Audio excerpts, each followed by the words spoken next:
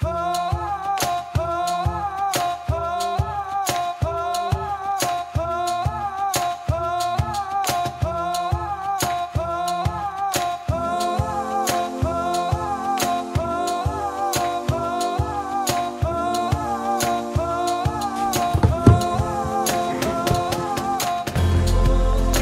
douteuse.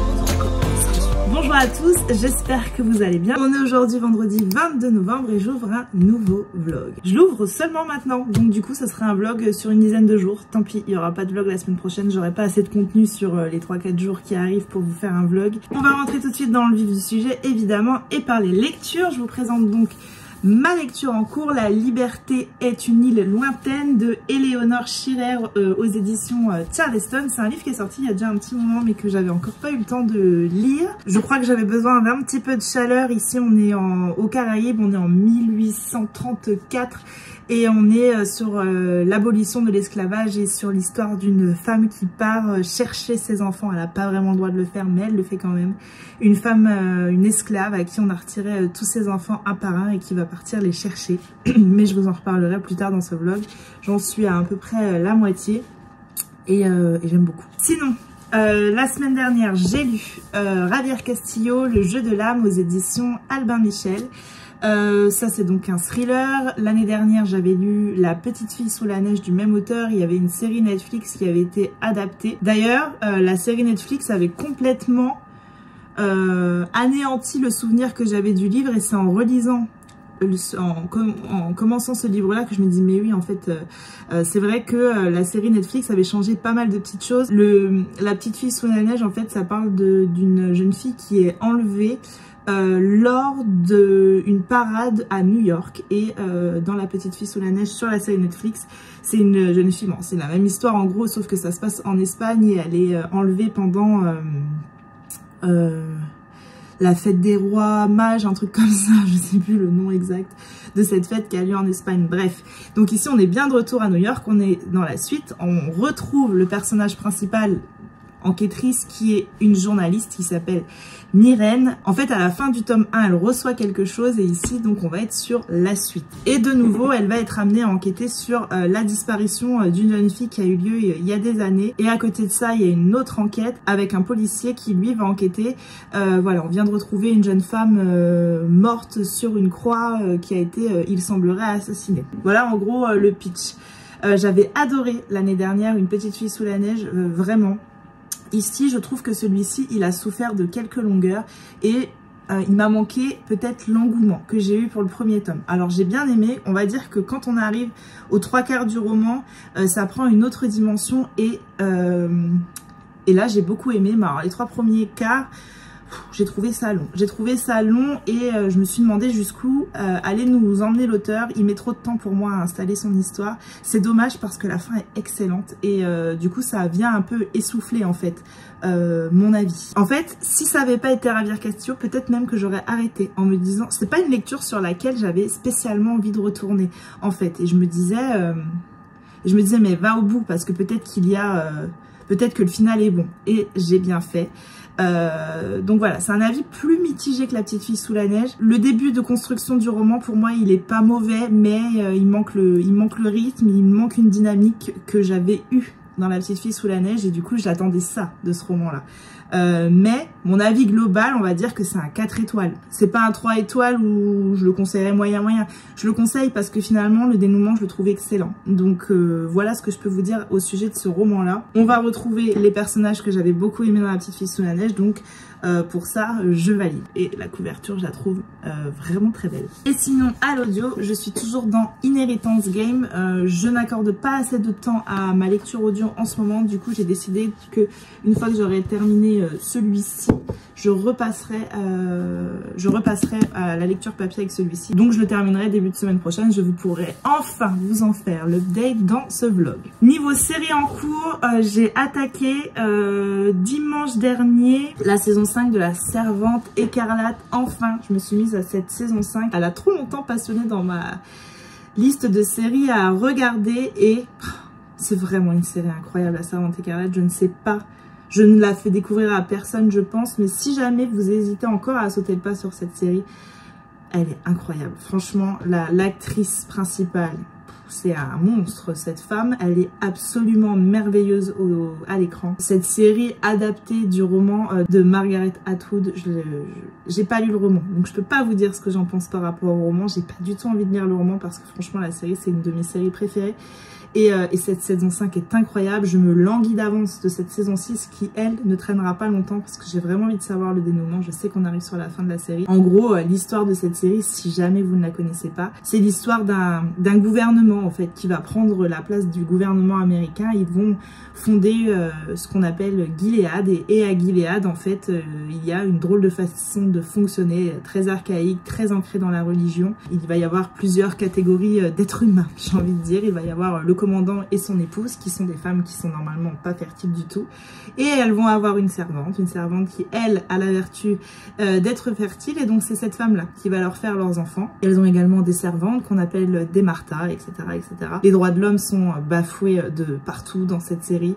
C'est une série qui fait très peur, qui est glaçante, parce que quand on voit ce qui se passe parfois aux États-Unis, notamment sur la notion d'avortement, c'est flippant. Quand on voit le nouveau président qui a été élu aux États-Unis, c'est extrêmement flippant. Voilà, c'est une série qui amène à réfléchir sur comment pourrait très vite basculer le monde. Et enfin voilà, c'est une série que j'aime beaucoup. Je me souviens quand j'avais regardé le premier épisode, je m'étais dit mais qu'est-ce que c'est que ça? Qu'est-ce que c'est que ce...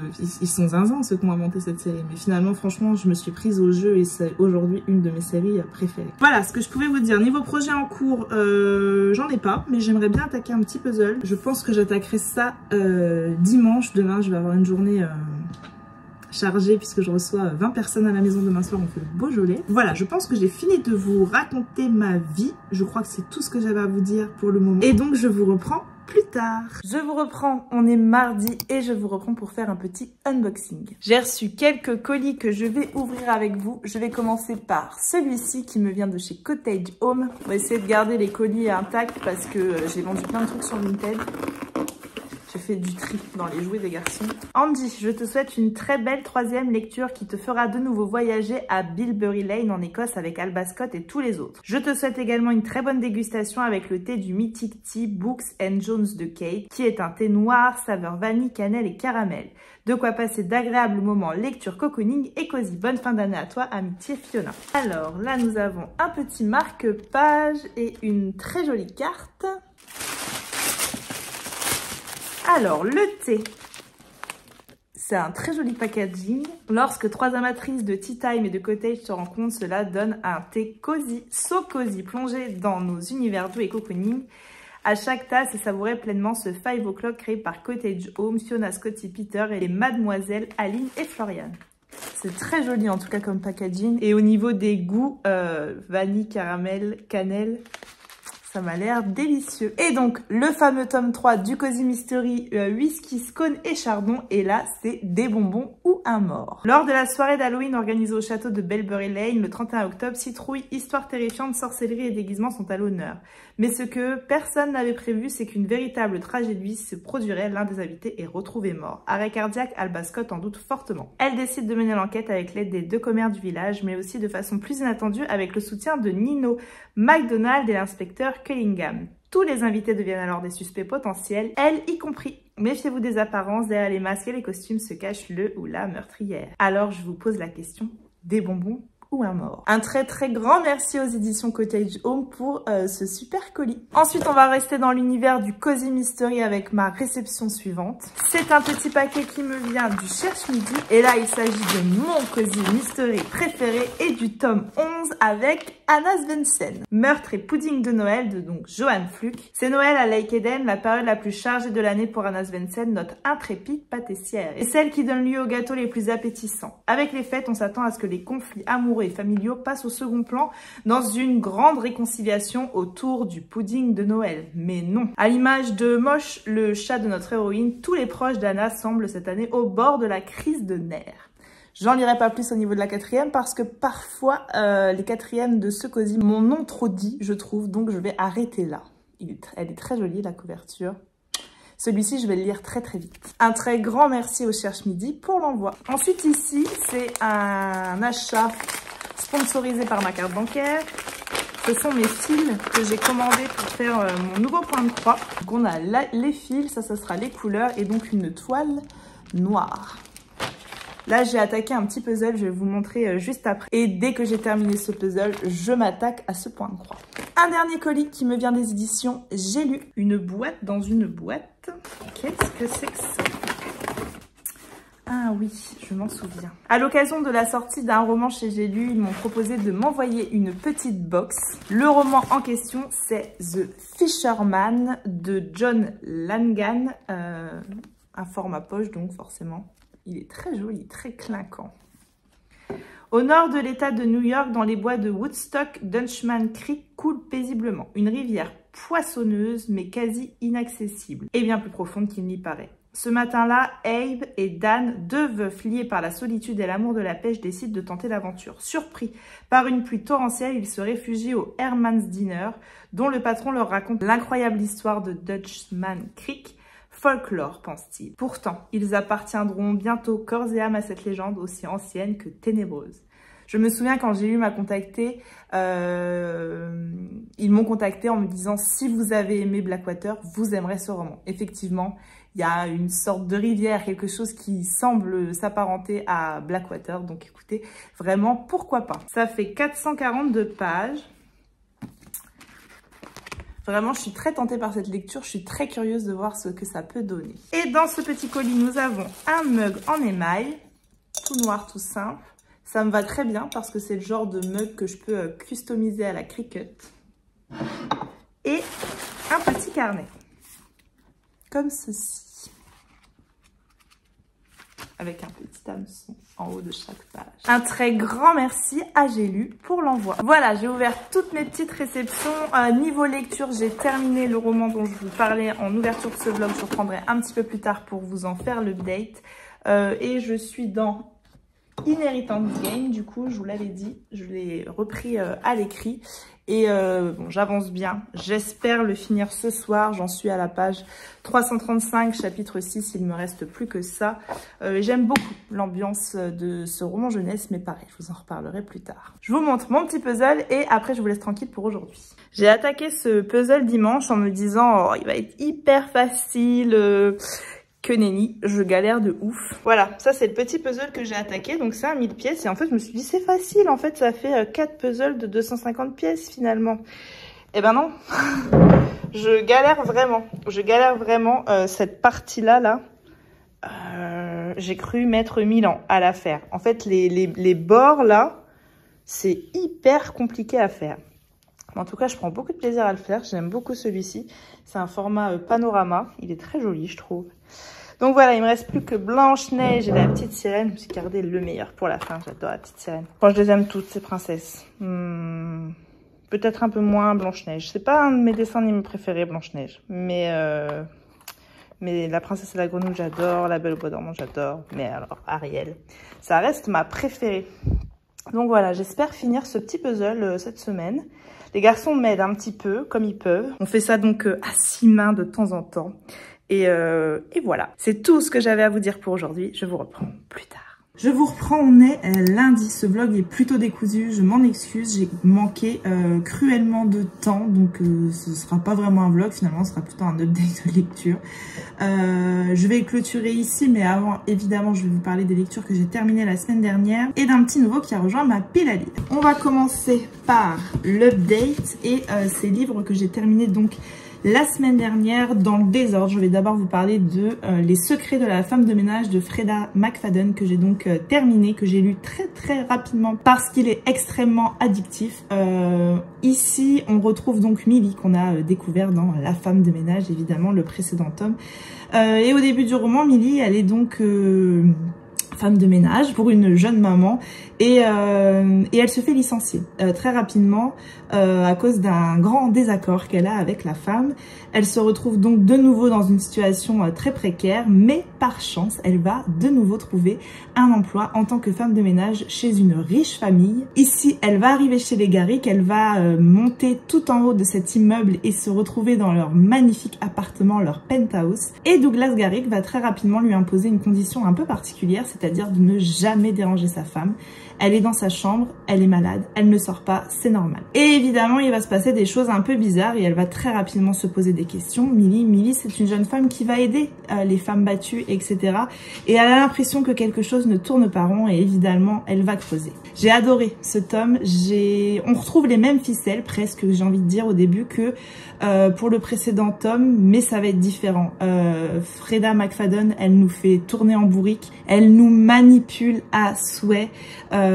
Évidemment, elle commence avec un prologue très intriguant et on arrive sur un final que j'ai vraiment adoré. Je me suis fait manipuler, je me suis fait berner par ce tome et j'ai passé un excellent moment. Il est peut-être aussi bon que le tome 2, sauf qu'on n'a pas trop l'effet de surprise peut-être qu'on avait dans le tome 1, mais vraiment j'ai passé un excellent moment, je ne regrette absolument pas ma lecture et je lirai le tome 3 dès qu'il sera disponible au format poche. J'ai également terminé Meurtre et pudding de Noël de Johan Flux, c'est donc le tome 11 des aventures, des enquêtes d'Anna Svensson et là on est sur un tome qui est noëlesque à souhait puisque évidemment le village de Noël est en place, il y a un marchand d'arbres de Noël, il y a tout un tas de choses qui se sont mises en place dans la magnifique petite ville de Lake Eden.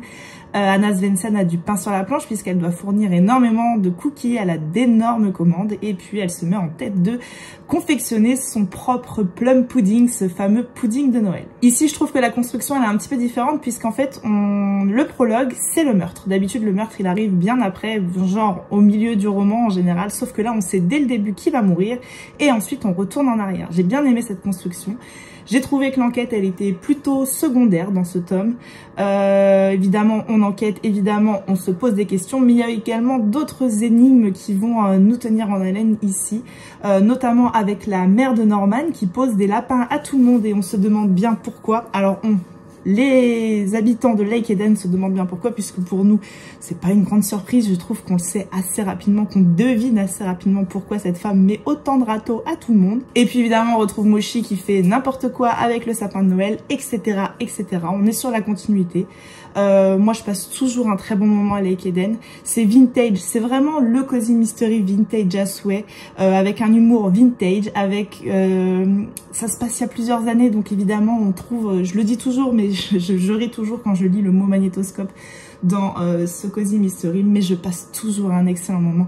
Anna Svensson reste mon cozy mystery préféré, et puis je trouve que ce tome finit avec un nouveau petit piment, et ça donne très envie évidemment de découvrir le tome 12.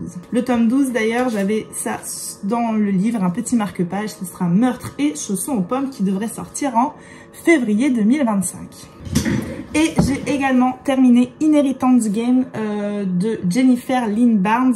Enfin, j'ai terminé ce très joli ouvrage de chez PKJ. Et ici, dans ce livre-là, on va suivre Avery Grams. Avery Grams, en fait, c'est une jeune étudiante. Elle n'a plus sa mère, elle est dans une situation plutôt précaire dans la vie de tous les jours. Elle fait comme elle peut pour s'en sortir. Sauf qu'une grande surprise va venir chambouler complètement sa vie. Elle va hériter d'un homme qui s'appelle Tobias Hawthorne. Sauf qu'en fait, cet homme, elle ne l'a jamais rencontré de sa vie. Et en fait, pour pouvoir prétendre à cet héritage, elle doit s'installer dans la grande demeure des Hawthorne. Et dans la grande demeure des Hawthorne, il y a les petits-enfants de Tobias Hawthorne qui se retrouvent évidemment déshérités et qui ne sont pas forcément très contents. Il y a de nombreuses énigmes qui vont se mettre en place, dont l'énigme principale, la question qu'on se pose, mais pourquoi Avery hérite-t-elle de cet homme? Un jeu de pistes va se mettre en place. C'est très intriguant, très prenant. C'est un très bon roman jeunesse pour moi, enfin young adulte on va dire. C'est très énigmatique, c'est bien écrit, j'ai bien aimé les personnages, j'aime beaucoup le personnage principal. Et je suis convaincue, en fait, tout simplement, j'ai le tome 2 qui m'attend dans ma palle et je le lirai avec grand plaisir.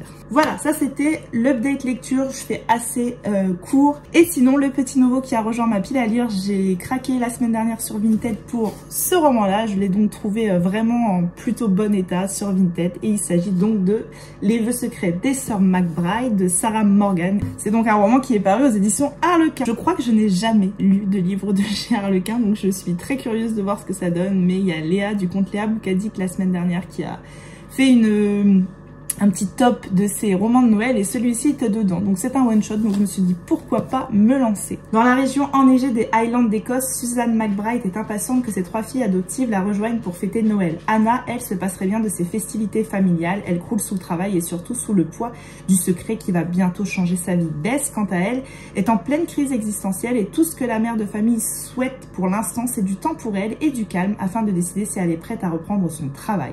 Posy, enfin, doit composer avec la sensation tenace qu'elle passe à côté de sa vie, mais changer de voie est risqué quand on a la charge de ses parents. Enfin, toujours moins risqué que de craquer pour Luc, son nouveau voisin. Face aux problèmes de ses filles, Suzanne n'a d'autre choix que de compter sur la magie de Noël pour que ses fêtes se passent bien. Avec un peu de chance et plein d'amour, peut-être comprendront-elles qu'ensemble, elles sont assez fortes pour affronter tous les obstacles, y compris un Noël en famille. Voilà, ça m'a donné plutôt envie. Je vais le lire évidemment très rapidement. Le but, c'est de le lire dans cette période noëlesque. Donc, je pense le lire cette semaine, celui-ci. Je vais attaquer autre chose aujourd'hui, mais je vous en parlerai dans le prochain vlog. Alors, encore une fois, je m'excuse pour ce vlog qui est décousu. On doit avoir 3 séquences. J'ai aucune idée de si le vlog dure 10 minutes ou s'il en dure 25 minutes. Je ne sais pas. J'ai pas commencé le montage. Je vais m'y mettre très rapidement. J'espère quand même que vous aurez passé un bon moment avec moi. Au niveau du puzzle que j'ai attaqué la semaine dernière, je l'ai terminé et il m'est arrivé une chose qui ne m'était encore jamais arrivée avec un puzzle. Il me manque une pièce. Alors est-ce que c'est moi qui a fait tomber une pièce, qu'elle est partie sous le canapé entre temps ou dans l'aspirateur ou... Je ne sais pas, mais grande frustration, il me manque une pièce. Donc en attendant, je l'ai roulé ici dans mon tapis. Je me donne quelques jours pour retrouver cette pièce, sinon je démonterai ce puzzle en espérant un jour la retrouver. Est-ce que c'est possible en fait qu'il manque une pièce dans un puzzle? Je pense pas quand même. Donc voilà, ça doit être ma faute, il faut juste que je la retrouve. Voilà, sur ce, je vais clôturer ce vlog ici. Comme d'habitude, n'hésitez pas à prendre le temps de liker, commenter ou partager votre instant de visionnage sur les réseaux sociaux. Moi, je vous reprends très vite pour un prochain vlog. Je vous fais des bisous. À bientôt. Bye.